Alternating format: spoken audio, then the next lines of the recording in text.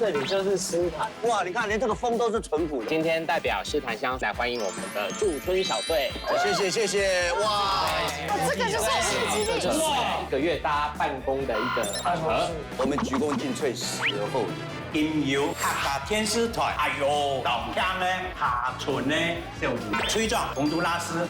要说我以前不好笑，要是我以前的年纪，他现在已经在下面了。开梁水演播音圈，所有来的人人都有奖，什么奖？新闻案奖，文真脸。他们就说：“哇，他好香哦，你放心。”那个温小姐，回来了吗？回来了。石敏专业去当过了厨师，但我对我自己调味算是有信心。我们希望能够融入诗坛乡，感受一下我们客家文化的传承。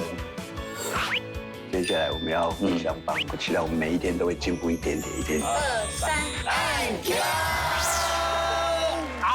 好。